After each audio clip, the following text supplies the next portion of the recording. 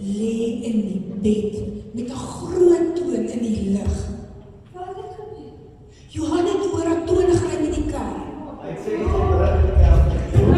Ek het nie vanavond. Nou kry die arme vrou jammer. Nou kan hulle nie eers op vakansie gaan nie.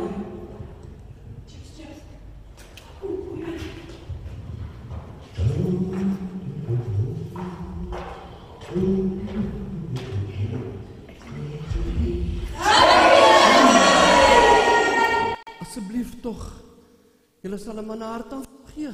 Ek het gedog die hemel roep my. Ag my man, dink jy vir een oomblik ons gaan van jou verjaarsdag vergeet?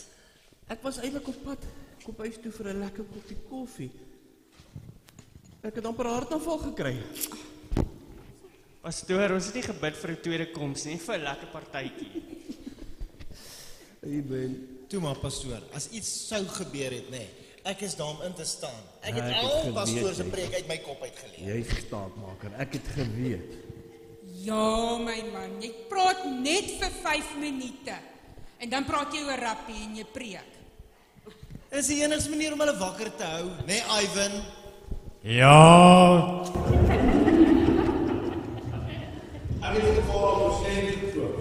Wat is dit, 'n nuwe Bybel? Jesus, ek het gou kyk, want ek het al lank al 'n nuwe Bybel nodig. Nee, nog beter is vir daai volkslewe. Ag nee. Ek is nie lus vir 'n pizza nie.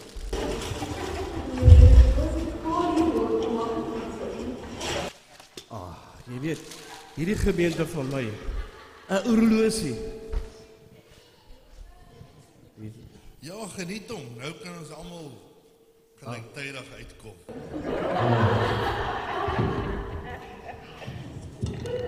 Dis maar net om ons almal te help, papa. Ag my kind, julle is so kosbaar. Ag, dankie. Ons moet seker maak dat ons almal middagete kry voor sonsonder kom. Jy weet, is mense soos julle wat my in die wysheid en die grysheid vir hierdie mense om te praat elke Sondag. Ja my man, of dit is al daai koppies koffie wat jy so in die oggend drink. Julle is kosbaar. Nee, ek moet vir julle sê.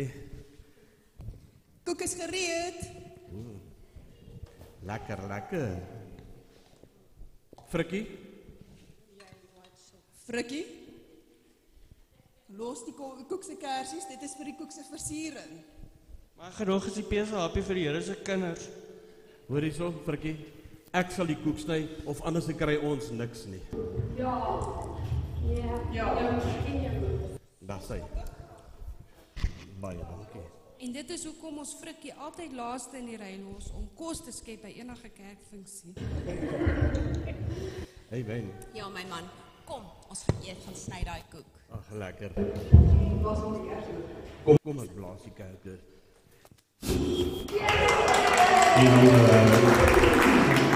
Ons wil vir papa 'n bietjie sê. Maar julle is kosbaar.